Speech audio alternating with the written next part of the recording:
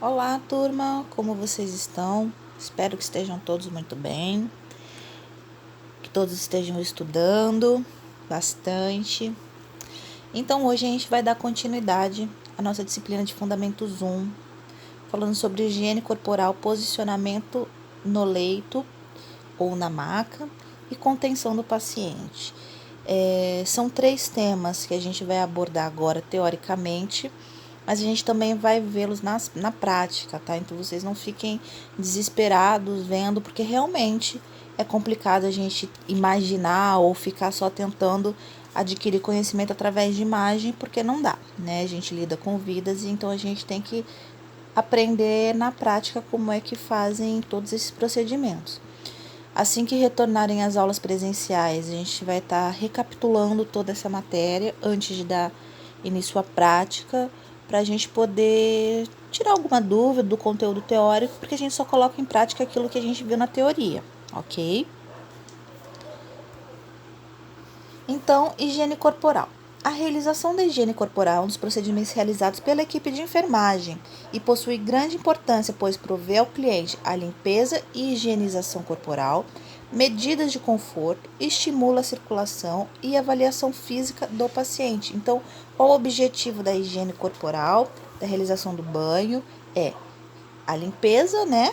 O principal, traz conforto, estimula a circulação e a gente consegue avaliar o cliente, porque a gente consegue ver ele todo, sem nenhuma desnudo, né? A gente consegue ver o paciente para poder fazer uma avaliação. É realizada através do banho, que compreende a limpeza céfalo-caudal, que significa que é da cabeça aos pés, sem esquecer da higiene oral e das unhas. A gente também tem que manter a unha do nosso paciente, do nosso cliente, bem aparadinha, né? Então, a gente tem 4 tipos de banho. A gente tem o banho de aspersão, o banho de imersão, o banho de ablusão e o banho no leito, ok?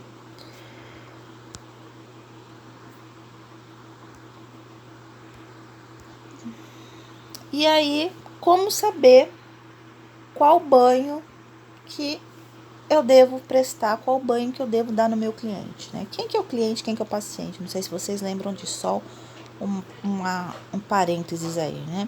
O cliente é aquele que procura um serviço, é aquele que escolhe o serviço, é aquele que tem autonomia no que vai ser feito com ele.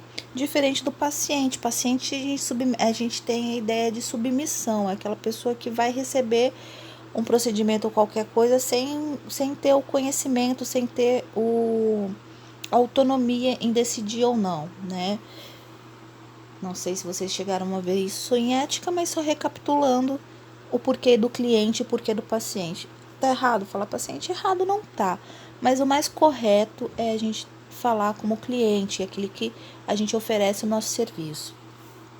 Então, a gente, para escolher qual banho, qual opção, qual banho optar para o nosso cliente, a gente tem que avaliar o nível de consciência. Meu paciente está acordado, meu paciente é lúcido, orientado, meu paciente está sedado, meu paciente é um paciente em coma. Como é que é o meu paciente? Ele tem condições de levantar ou não? Mobilidade. Meu paciente anda? Meu paciente senta? Meu paciente consegue se mobilizar? Risco de queda. Meu paciente, ele consegue ficar em pé? Meu paciente só consegue ficar sentado? Ele tá muito agitado que ele pode cair?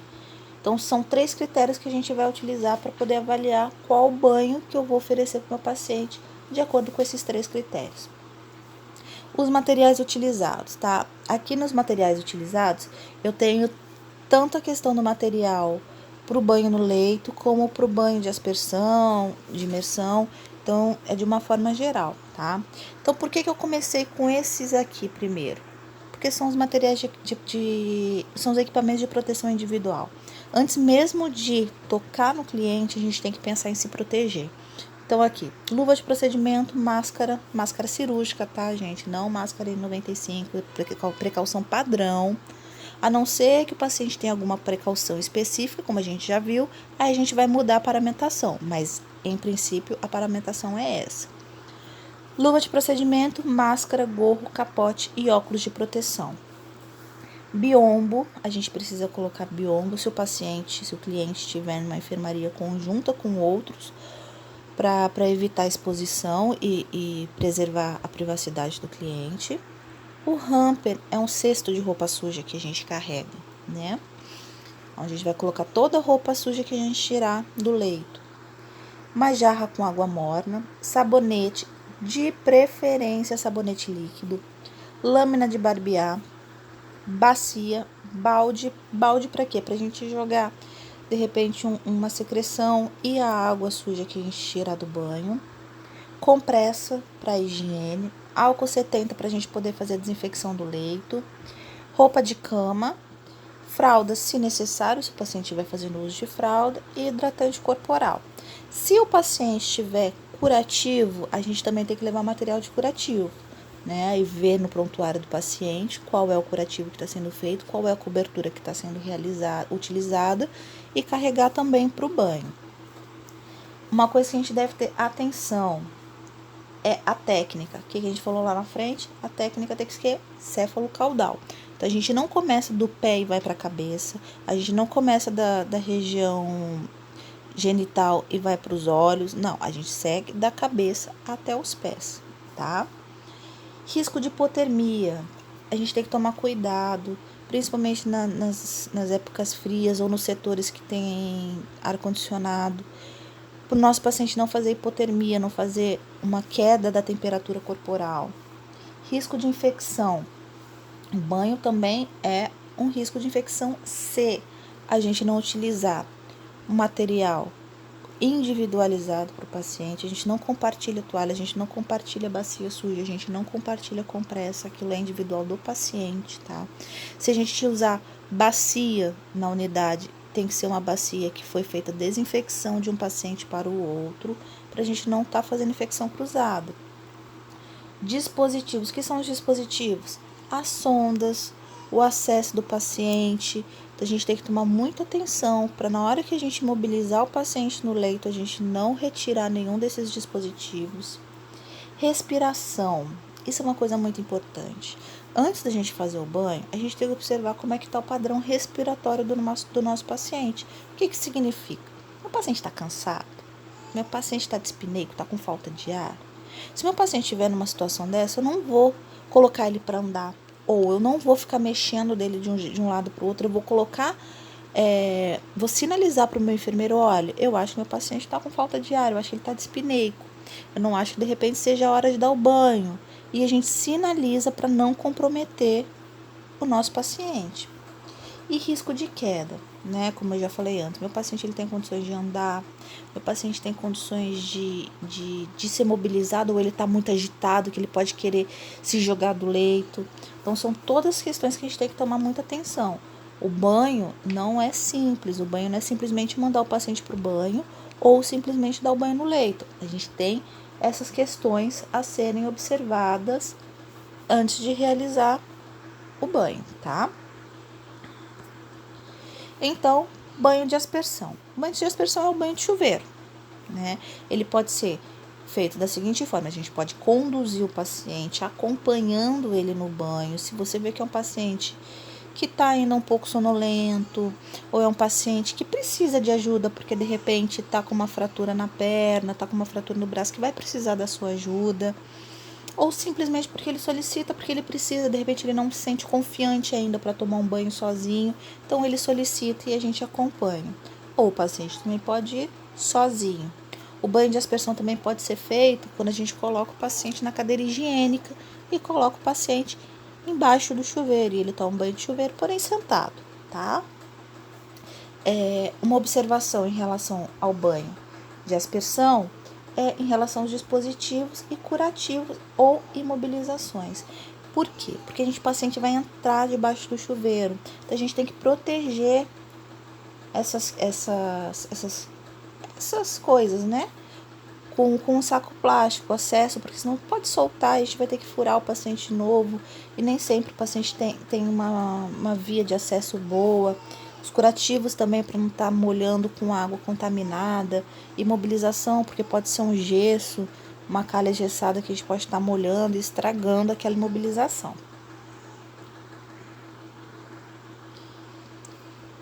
Banho de submersão é o banho de banheira, né? Mais comum em recém-nascidos e lactentes, mas a gente pode ter, de repente, numa sala de parto que a gente tem uma banheira e a gestante quer tomar um banho, ela pode tomar um banho de submersão dentro da banheira, tá? Então não fica restrito somente a bebês, não, ok? A gente tem que ter uma atenção muito importante, perdão. A gente tem que ter uma atenção muito importante com relação à temperatura da água e a quantidade da água. Como é que a gente vê a temperatura da água? A gente vê com essa parte interna do braço, que é uma parte mais sensível para a gente poder estar verificando a temperatura. E a quantidade da água também para não ser uma quantidade exagerada. Realizar acompanhamento deste banho para evitar possíveis afogamentos. Então, por mais que seja um adulto que esteja no banho de submersão, é bom a gente ver, porque ele pode de repente não se sentir bem, acabar passando mal dentro do banho, da banheira, né? Então a gente tem que estar sempre acompanhando.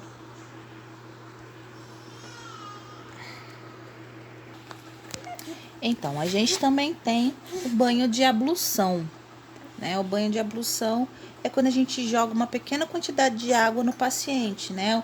Eu botei até aqui um desenho de um banho de canequinha, para ficar bem claro, né? É quando a gente joga porções de água no paciente. Às vezes o paciente não tá na cadeira higiênica, mas ele não pode molhar o corpo todo porque ele tem muitas imobilizações. Então a gente joga porções de água. Ou o paciente, a gente vai dar um banho no leito no paciente, mas o paciente está muito sujo. Ou o paciente tem um nível de consciência bom, mas não tem mobilidade no leito, não pode levantar. E quer de repente um banho um pouco melhor do que só um paninho, né? Então a gente joga porções de água. E nesse banho a gente chama de banho de ablução. É muito característico quando a gente faz a lavagem de cabelo na beira do leito. É um banho de ablução, tá? Porque a gente tem que jogar uma porção de água. Então, quando a gente joga a porção de água, que não é nem submersão, e nem, perdão, não é nem por imersão, e nem no chuveiro, a gente chama de ablução, tá? A gente tem que tomar cuidado em relação ao risco de queda, porque como a gente mexe com um pouco mais de água, a água pode ficar no chão e a gente escorregar. É o risco de queda do profissional, tá? E o banho no leito, que realmente é a técnica para realização, que é quando o paciente fica deitado no leito e a gente mobiliza. Muitas vezes, muitos pacientes às vezes ajudam a gente na mobilização, na mudança de decúbito para poder fazer a lavagem, a higiene. Porém, quem faz praticamente a higiene toda é o profissional de enfermagem. Então, é um método utilizado com pacientes inconscientes ou sedados, em pós-operatório ou com alguma contraindicação de mobilização, né, de deambulação. Requer técnica específica que compreende a higiene corporal, oral, troca de roupa do paciente e da roupa de cama e desinfecção do leito. Atenção ao risco de queda, né? Porque a gente tem que lateralizar o paciente, então a gente tem que lateralizar de forma segura, a saber que o paciente não vai cair quando a gente lateralizar. Risco de hipotermia, porque o paciente vai ficar exposto, então a gente tem que ter atenção para que ele não faça hipotermia. E em relação aos dispositivos, principalmente com paciente de terapia intensiva, que muitas vezes está em ventilação mecânica, tem muitos acessos, tem sondas, então a gente tem que tomar muito cuidado para não fazer exteriorização de nenhum desses dispositivos, ok?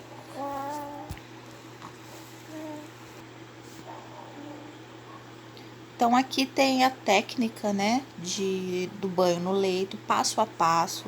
Eu vou estar colocando o link de um banho também para vocês darem uma olhada. Mas assim, não se preocupem que a gente vai ver isso na aula prática, tá? Mas consiste basicamente, né, gente, colocar o biombo, como eu falei, para preservar a privacidade do paciente. A gente deve explicar para o paciente o procedimento, evitar correntes de ar, colocar o equipamento de proteção individual, verificar a temperatura da água, que assim como o banho de imersão, a gente tem que verificar também se a água do jarro não está muito quente e nem está muito fria. E a gente faz a higiene céfalo-caudal, da cabeça aos pés. E por último, a gente faz a região genital, né? A gente não vai lavar o corpo após lavar após a lavagem da região genital, né? Então, aqui tem o passo a passo. E em relação à contenção no leito, o que é contenção no leito? É contenção mecânica, contenção física, né? É quando a gente precisa imobilizar o paciente, ou às vezes um membro do paciente no leito. Geralmente a gente utiliza quando o paciente está muito agitado ou no pós-operatório que o paciente não tem nível de consciência suficiente para entender que ele não pode mexer num curativo e não tem nenhum acompanhante que possa estar ao lado para poder ajudar nessa orientação. Pacientes psiquiátricos que podem oferecer risco à sua integridade e à integridade do profissional que está cuidando dele. Paciente que também não tem chega a estar desorientado e tenta arrancar soro, arrancar qualquer coisa que ajude na terapêutica, mas não porque ele não queira, mas por uma alteração de nível de consciência, tá? Os métodos utilizados para isso, a gente utiliza lençol, faixas elásticas, coletes. A cama deve ser sempre com grade para evitar a queda do paciente, atadura de crepom, traçado e a fralda ou absorvente. A gente não deve usar aquela atadura mais fininha, que é de 5 centímetros, então a gente usa de 10 para cima, para evitar que a gente faça o garroteamento, né, que a gente amarre o membro do paciente, prejudicando a circulação sanguínea. A gente também vai fazer a contenção no leito na aula teórica, na aula prática, tá bom?